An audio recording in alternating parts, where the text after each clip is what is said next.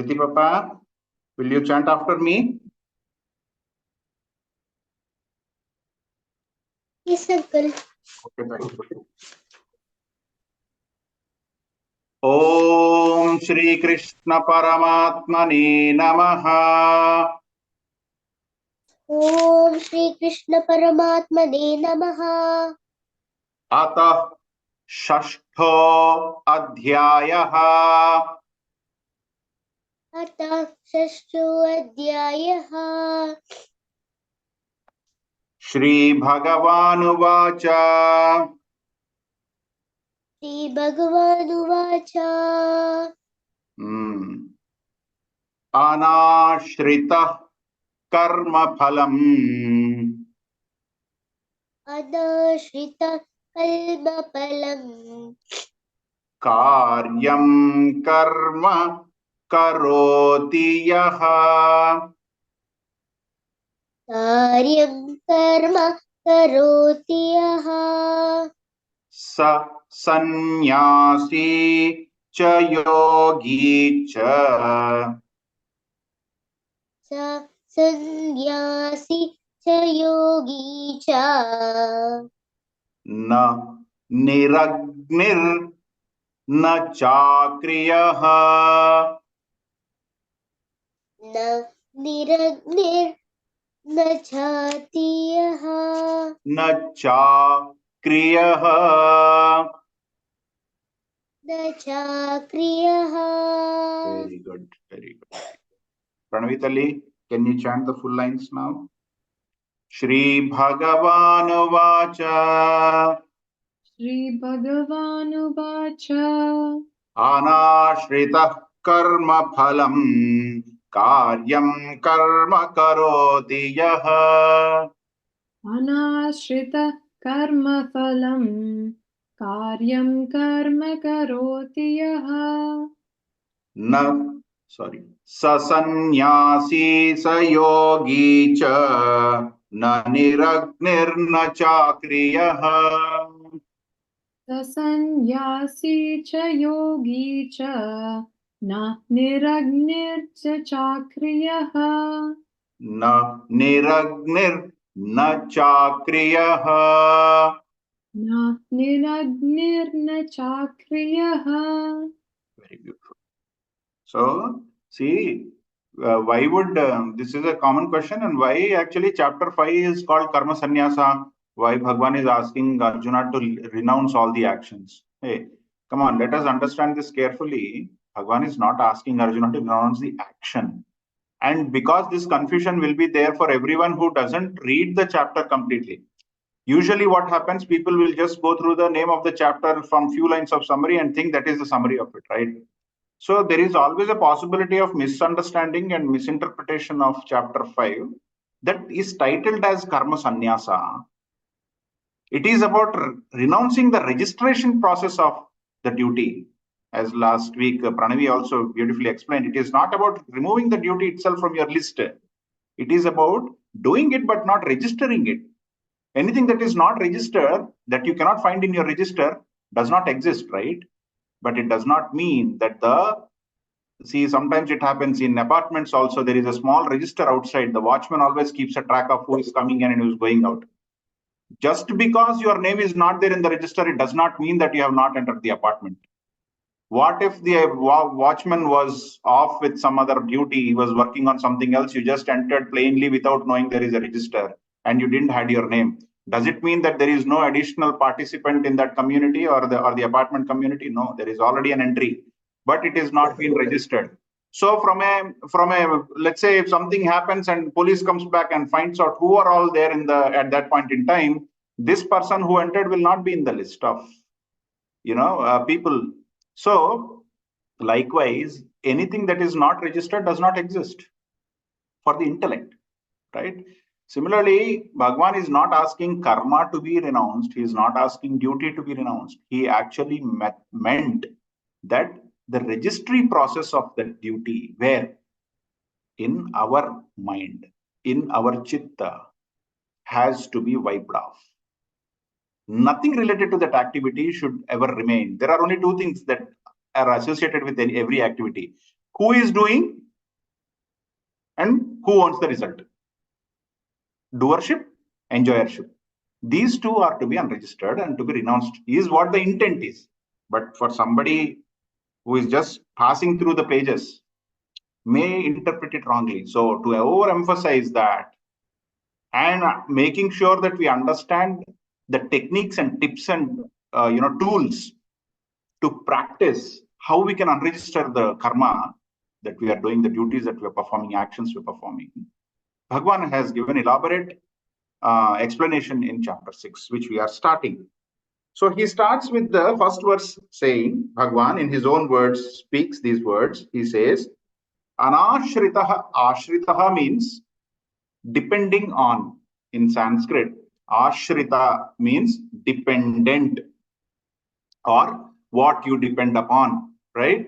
So Ashritaha, Nira Ashritaha means not depend on anything. So one who does not depend on Nirashritaha, which means what? That person does not depend on anything. He will or she will perform the duty without any dependency. It means without any need of an external input or a trigger to perform an action. They are always ready to perform all the actions that are rightful and that come in front of them. They do not take a choice of which one to select, which one not to select based on some other's perspective. They don't do that. Okay. Anashritaha karma phalam. Also, here also adding to that, karma phalam anashrite, which means what? They are not dependable on the result also. Karma phalam is the result of the action. Anashrita karma phalam means they are not even dependent upon the result of the action. See, beautiful, right? Whatever comes, sir, I will just perform my duty. It works out. If it doesn't work, it doesn't work out. Those are the only two options that can exist. And I am least bothered about it. All I want to do is put my effort, open the textbook, read for the examination. And have a nice sleep before the examination, go to the examination, write with my complete, honest, without cheating anything, whatever I learned, I will go and depict it on the paper in the nice way so that others can understand. Now, I will only do that, sir. Whether I get top rank or do I get the 4th rank, 10th rank, last rank, I don't care about it.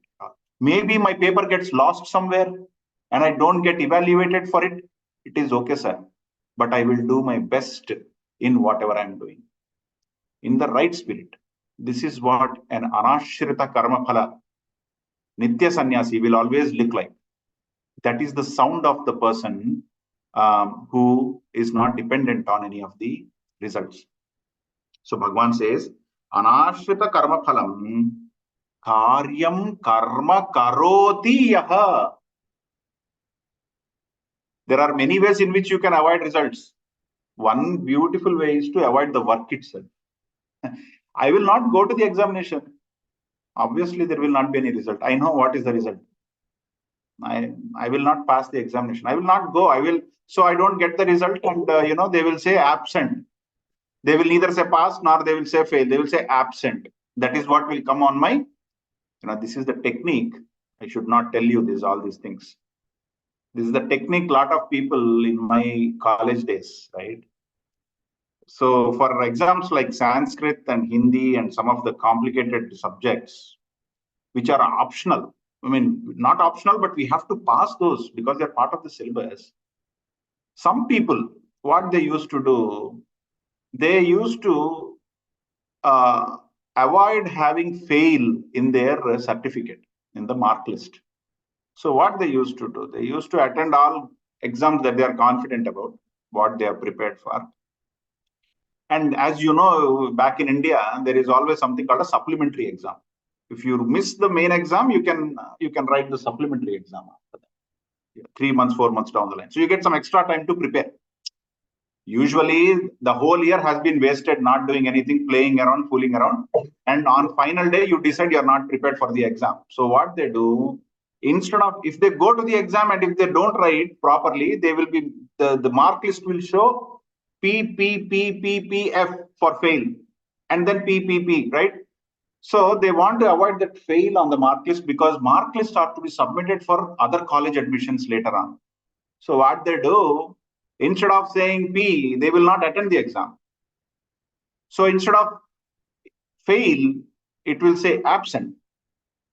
Nowadays, I think they are saying fail, but those days they used to say absent. Now, when you say absent, it means I was sick, so I could not go. So you have an explanation why you did not, a false explanation. See how dirty mind works, right? You had false explanation of why you did not attend the examination. You 3 months down the line, attitude will not change, right? You will write the exam 3 months, then fail will come. Because the person who has this kind of an attitude will definitely not reach anywhere. So just an example. So likewise, the best way to avoid the result is to not attend the duty itself, right? But that is not correct. If you are doing it, you may be a normal person. But one who karma karoti yaha, whatever karyam, whatever work comes in front of him as a result of his rightful duties to be observed, those actions will never be compromised. They will never be compromised, and the person will jump onto those activities.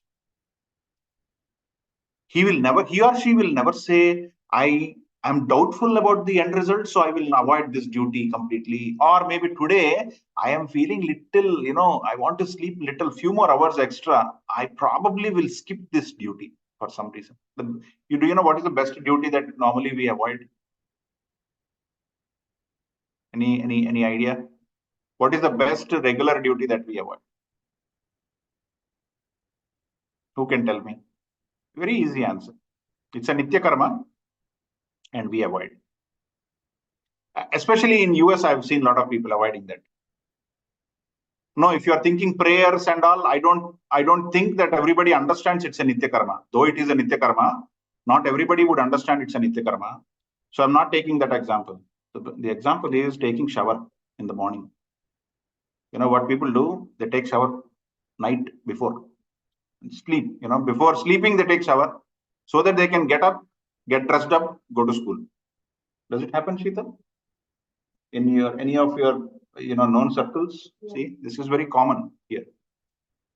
That's a nitya karma. One should get up, must be cleansed externally, internally also. For internal cleansing, prayer is the root. That's the means. For external clearing, shower, brush and all that we do is like regular nitya karma. People avoid that also.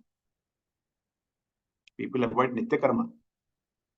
Bhagavan is saying that the person we are talking about here in first verse is not such a person. This is a person who will look at the opportunity. He will be readily available for any rightful duty that is to be performed at a given situation and will always jump onto it. Karyam karma karoti yaha athava, and over that, what he will also do, he or she will also do is anashritaha karma phalam. Not only just performing the duty, but also will not depend upon the end result of such a duty. Okay. Sannyasi, that is the person who is the actual renouncer. Renouncing is not something where you leave your family, leave your responsibilities, go out somewhere, sit in isolation, don't mingle in this world and call yourself. There are many such people. Some people say, I have renounced eating, sir. I have renounced eating. I only depend on water. That is apahari or jalahari. Only water. Jalahari Baba or apahari Baba, which is only they depend upon only water for their survival. And they call themselves a sannyasi.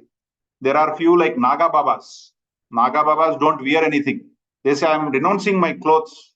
Nature is my clothes. Whatever comes, cold weather, snow coming, Himalayas, whatever it is, I'll be like Naga Baba. There are different sannyasis in our, we see around in this world who do different things differently. And sometimes we get surprised also. Some people say,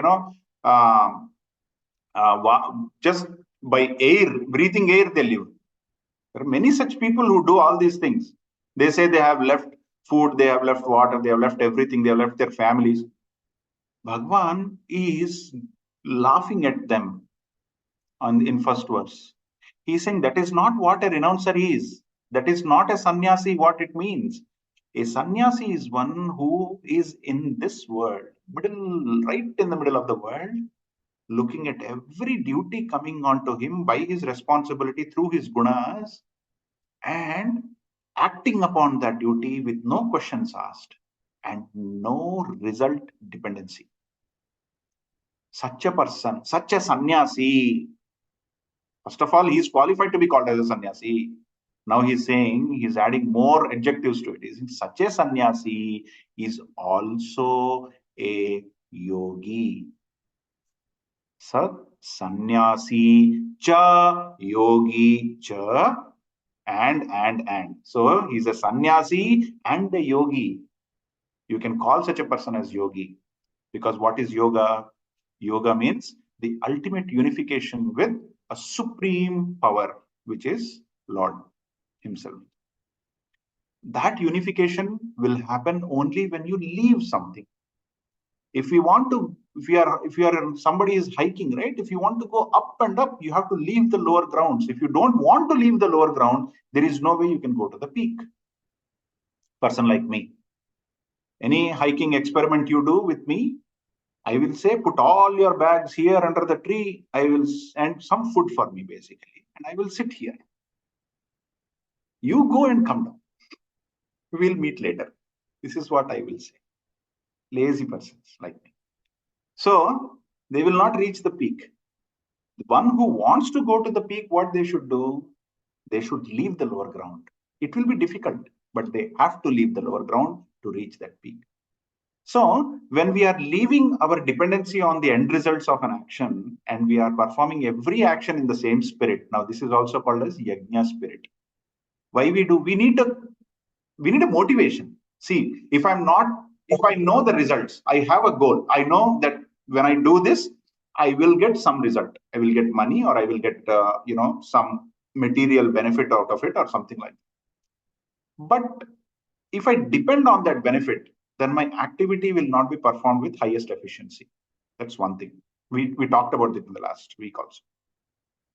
But if I have to leave this attention towards the end result, then what will be my motivation to work? This is a management concept also, right? Some motivation should be there for a person to work. Karyam karma karoti yaha. Okay, whatever actions come, we will do. But what is the motivation? Some motivation should be there. Without a motivation, how will I work? I will not. That's a human being's tendency. That motivation is benefiting the society.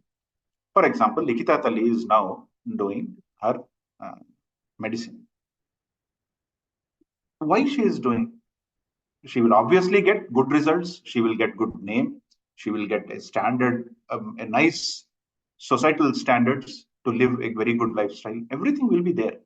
That will come as a blessing from elders and teachers and gurus and everyone. It's there. But why is she involved in this? The way is, the moment she puts the focus on to the society, oh, I want to serve anybody who is suffering. I want to release that suffering from them. For that, whatever happens, I will put my attention to it and I will get it done. This is yajna spirit. When we perform the same action with an intent of benefit to others, it becomes yajna. And such a person who is focusing on everyone's benefit, sarve bhavantu sukhinaha, sarve santu niramayaha. Sarve santu niramayaha, everybody should be out of pain. No pain should be there to anyone. Nobody should be sorrow. Nobody should be having any difficulties. With that intent, if a person is operating in this world, such a person is a sannyasi. Not having anything for himself or herself, not registering any of these actions that I have done it, such a person is not only a sannyasi, but also a yogi. Because you can only renounce the results when your attention is towards something else. If your attention is towards the peak, then only we can leave the lower grounds. Okay, so there should be a motivation, and the motivation is benefit to the society.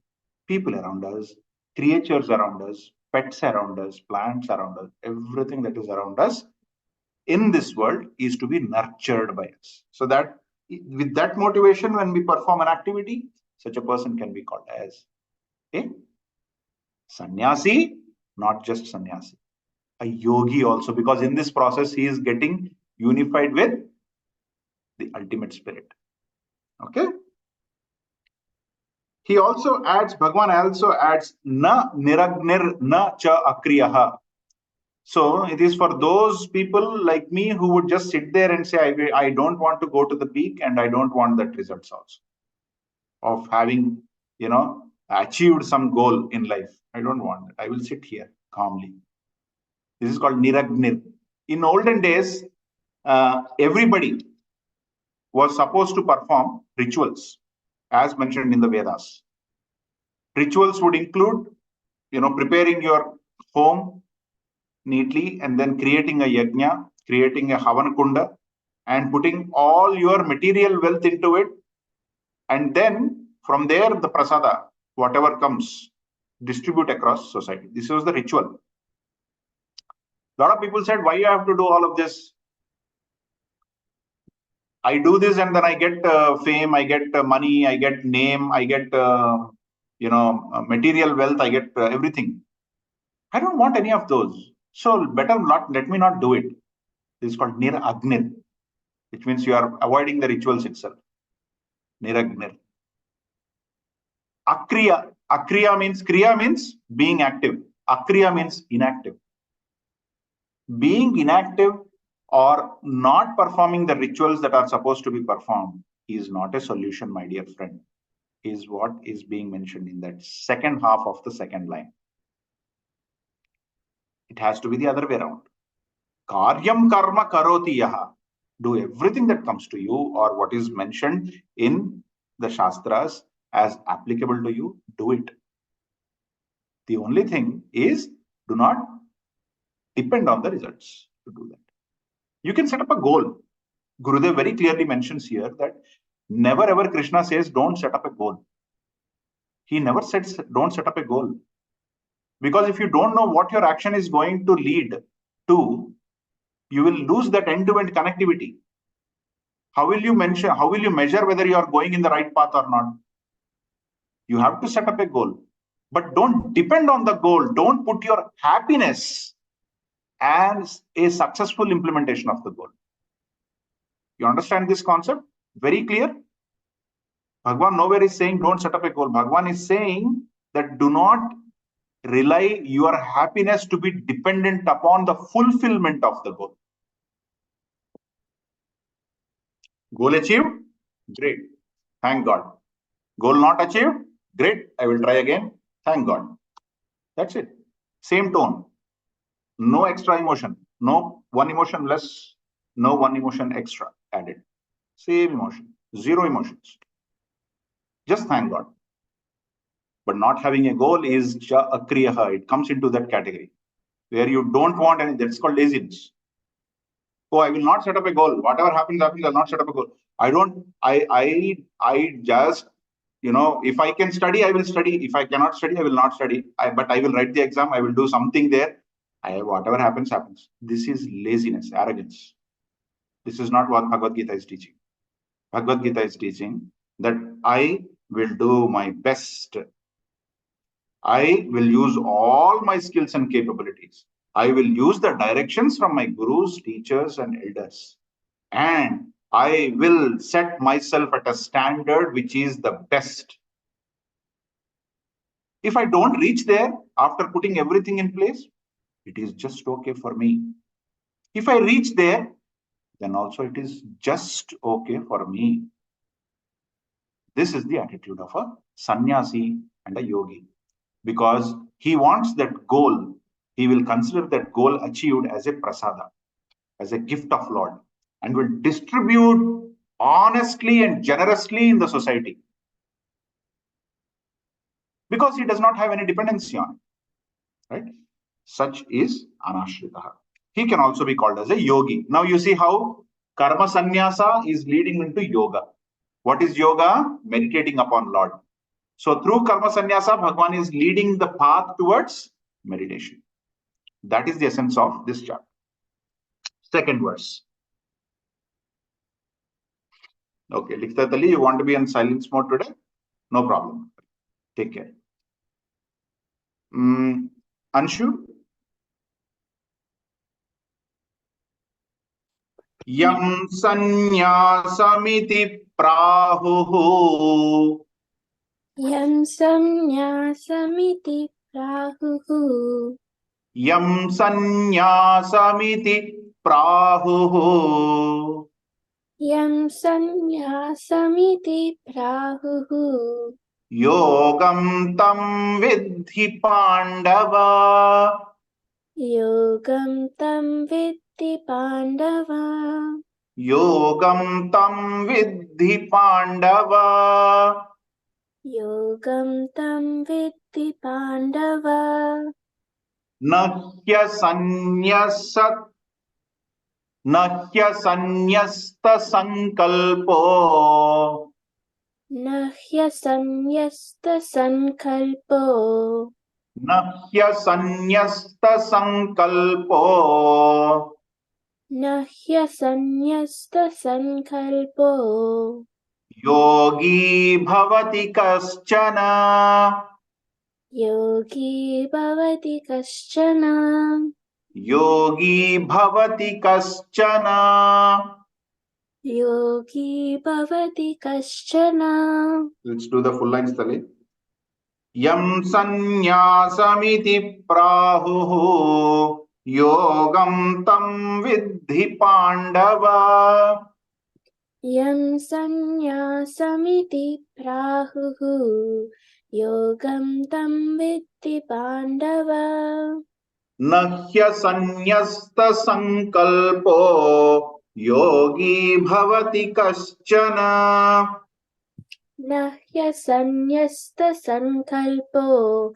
Yogi bhavati kaschana. Wow, beautiful. Very, very beautiful verse. See, same thing Bhagwan is trying to explain in a different way, whatever he said in the first one. I know everything, how a activity has to be performed. We all know, isn't it? We have seen this now. It is not for the first time we are hearing about this, isn't it?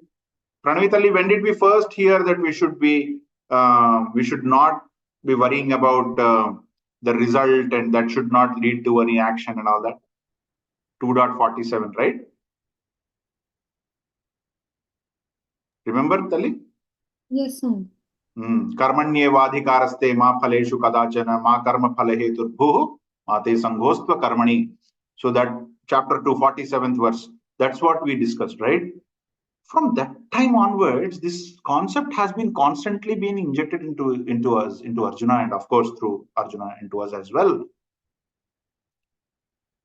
After learning all of this, do we think that we are going through the same experience? Do we now know and implement this in our real life? Are we implementing it? Are we trying to implement it? Are we able to successfully implement this now? Not looking into the results, not worrying about the results. Honest answer, yes or no?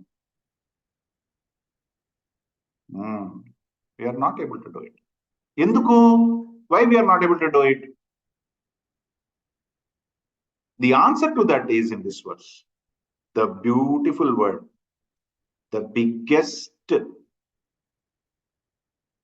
poisonous portion in us that is making us not to do whatever we are learning through Bhagavad Gita is called as Sankalpa.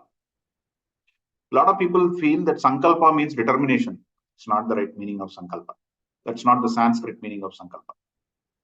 Kalpa means imagination or creation. Kalpa means creation. Creation of what? Creation of a new thought.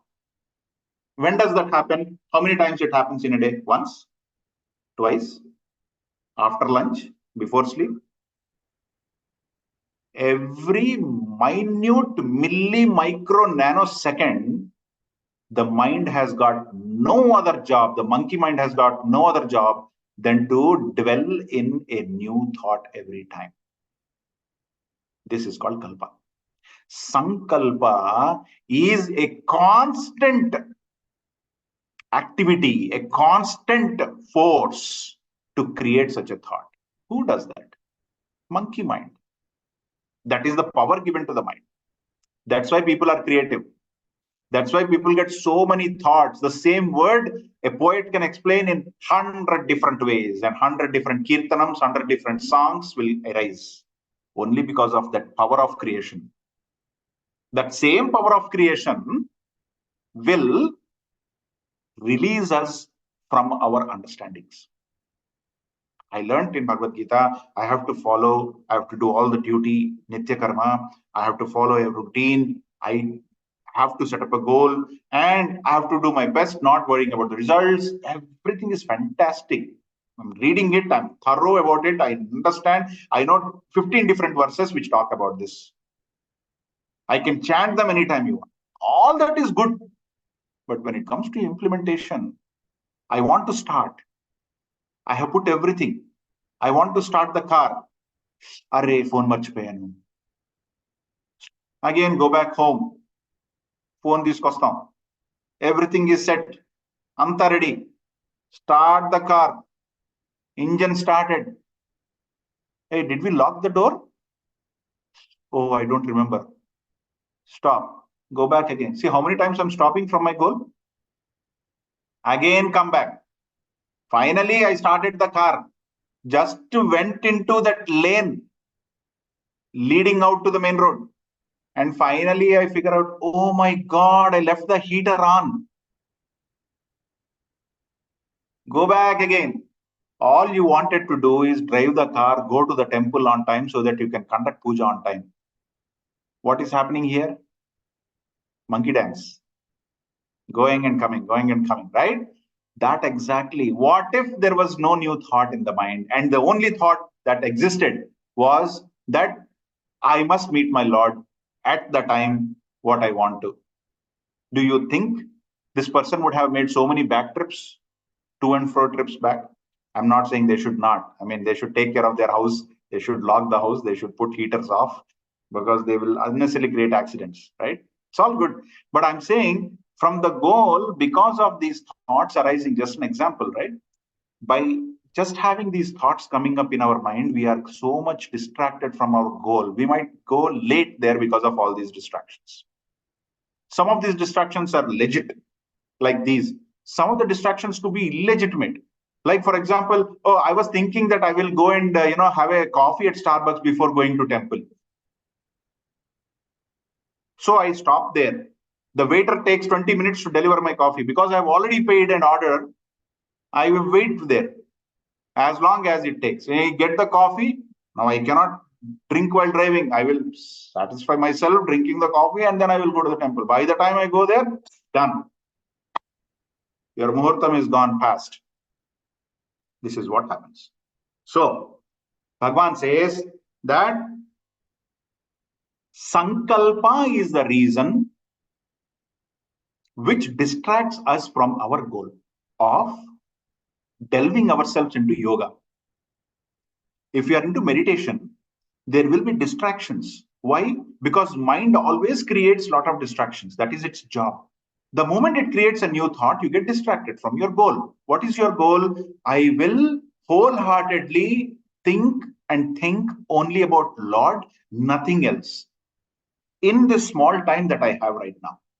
But even in that spirit, I get lost. I know I should not be delving with the results, but somehow I end up focusing on the results, worrying about the results. Why? Because I'm lost. I got a new thought. My knowledge that I have gained so far has been distracted. I've been distracted from that thought process. So this is called Sankalpa. Nahi Sanyasta Sankalpo, one who cannot renounce that sankalpa, one who cannot renounce that creation or registering the creative process of the mind, one who cannot control and avoid having that creativity of mind at any given point in time, such a person, yogi bhavati kaschana, never ever such a person will become a yogi.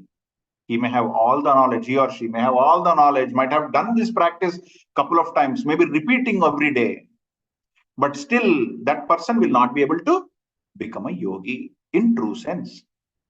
So the only thing what you have to control is what? The monkey mind. And what part of monkey mind? The creative part of monkey mind. What does it create? It creates thoughts.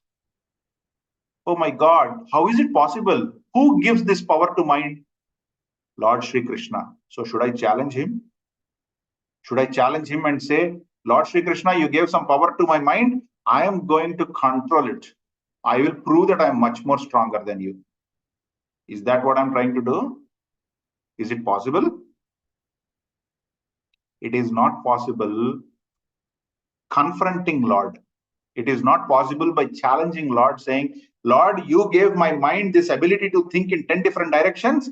I am going to challenge you and I'm going to control this mind at any cost. That is arrogance. With this arrogance, we will never be able to do that. So then the beautiful Lord, the mighty Lord, the compassionate Lord has to give me a secret. How to do this? Let us see if he does that. But what he says in this verse is, Yam sannyasam iti prahuhu yogam tam vidhi Pandava. This sannyasa is also called as yoga, oh my Pandava. But this yoga cannot be achieved. You will never be called a yogi if you are not able to renounce not the actions, not the results, but the sankalpa itself. It starts there. Because knowing that I have to leave these responsibilities, I have to leave the dependency on the end result, will not take me anywhere. I have to implement it. For implementing practically, the distraction that comes is from the mind.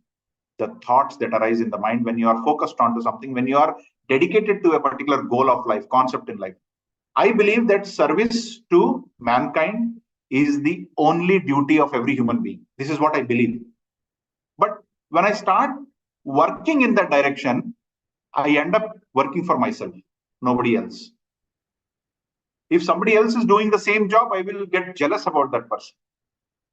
Why I should be jealous? If my purpose of life, as per my understanding, is to serve the society, if somebody else is doing that, I should be able to happily accept it. Why I should be jealous? My organization is bigger than your organization because we are in this holy, a bigger agenda, bigger goal. I see so many such things happening in the world. So I'm quoting those examples. This sankalpa, the thought that arises in our mind every now and then, distracting from our goal, is called sankalpa. One who can renounce that sankalpa is the only yogi. Others are not. That is the disclaimer. Okay. Now, let's go to the third one. So, Sai Pranavi, let's go to the third one, Nana. Okay. Arukshormuneryogam Arukshormuneryogam karma karanamujyate Karmakaranamujyate yogarudhasya tasyaiva Yogarudasya tasyaiva shamah karanamujyate. Shamah karanamujyate. Repeat again. Arurukshormuneryogam Arurukshormuneryogam karma karanamujyate Karmakaranamujyate yogarudhasya tasyaiva Yogarudasya tasyaiva shamah karanamujyate. Shamah karanamujyate. This is the confusion that even you will get from first two verses. First verse, Anashtrita Karma Phala. Second verse, Sannyasta Sankalpa. Two directions. Two disclaimers, the two different directions that Bhagwan has projected us into. Isn't it? Priti, do you think like that as well, right? First verse, he said, don't depend on the results. Second verse, he is saying, renounce the sankalpa, the power of creativity of mind by controlling the mind. Two different directions. Now, for a normal person like me, first question will come, what I should follow and when? Such a compassionate Lord, he never leaves any confusion unanswered. He says, when you are in kindergarten, if I tell you Pythagoras theorem, you will stop coming to the school. Isn't it? In your kindergarten, all you need is a lollipop when you enter the school. And then lots of fun, dance, and rhymes slowly introduced like a song, like a game, like a play. Right? This is what you want. But I will make you sit straight. Pencil should be held like that. And then write down, this is the straight line, this is the curve, this is a triangle, this is a rectangle. Oh my God, what is this? And next day, your dad or mom will be taking you, come better, let's go to school. And then you say, I don't want to go to school. I've seen some kids doing that when I was a kid too. I never did that. But I saw some kids actually crying like that, really bad. Now I realize why they cried. So we should, Bhagwan also thinks that when you are in kindergarten, you should be treated like a kindergarten. Okay. Basically, one has to progress in a normal, steady way. Somebody should not just jump out of nowhere. So Bhagwan says, when you are in the initial phases, first of all, you should be interested to get into the spiritual path. Spiritual path is not a path which takes you away from this world. No, please don't consider that. Whenever somebody uses spirituality, do not consider any different from naturality. A spirituality is a natural part of every creature, not just human being. Every creature, including plants and animals, can and are spiritual. However, at different levels of maturity. Human being has the ability to improve that level. Others do not. Others are born with a limited spirituality and they live with that spirituality throughout life. If something happens to the herd of buffaloes, they will all be worried. They will all be worried if something happens to one buffalo in the herd. That is the level of spirituality, that pain that they accept for others is that small level of pain that they have. But again, for minute second, as soon as that is done, that is killed by the beast or the tiger, they will start munching on the grass again. For a limited period of time. That is their level of spirituality. That is their level of connect that they can have, spiritual connect. For human beings, we are born with immense potential to connect to this universe. However, at different level of maturity, we connect at different levels. Okay, so you cannot directly lead to a final meditative spirit of finding Lord Sri Krishna everywhere unless you have the desire to start. Everybody should start with that desire that, yes, I want to seek the Lord. I want to seek the goodness. And I want to seek the real purpose of my life. With those three desires, one will start on this journey. That person who just started is called as Aruruksha. Arurukshu means one who has, Aru means beginning. Arambha means beginning. Aru is the word which says beginning. Aruruksha. Ksha means seeker. Mumukshu, bhikshu. Seeking food is, seeking bhokta is called bhiksha. So, bha and ksha, which is food and seeking, when they combine, it's called bhiksha. That sound comes. So Sanskrit is all about sound-based meanings, right? So similarly, Aru Rukshu means the one who is beginning to seek. Seek what? Speak the spiritual path. For such a person, I give the tool that he or she can use is Karma Yoga. Karma Yoga. We know Karma Yoga, chapter 3, right? Do your duty. Don't worry about the results. Don't own any of the actions. This is Karma Yoga. Just follow that principle for a beginner. But can you do the same throughout? You came to, now you see the other side of it. This kindergarten kid who was playing at A for apple, B for ball. Now he is into 12th grade and ready for the college. And if you start teaching him A for apple, B for ball, he'll say, what are you doing? What are you doing? Why are you doing this to me? Teach me something that is required for my college admissions. Isn't it? Similarly, you cannot teach Karma Yoga for a person who is already evolved. By following Karma Yoga over and over and over and over and over for a period of time, this person has been now in the art of losing his ego and being supportive of everyone, working in the Yajna spirit.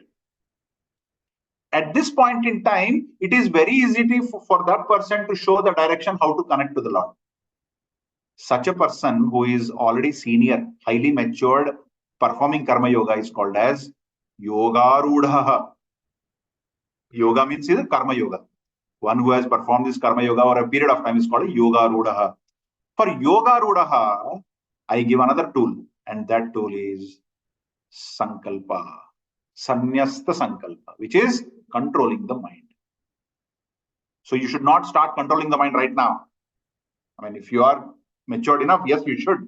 But if you are not, usually whenever we start our journey, we should start only on Karma Yoga. Do the actions, that's it. I will perform. Em cheyali? Ee pan cheyali. Ante kada? Okay, chesesta. I will do it. I'll do this action. Forget about the results. I'll just jump on it. I'll do it. This is the spirit. I'll perform only that for n number of years, or maybe I don't know how long, throughout my life. But I'll only do that.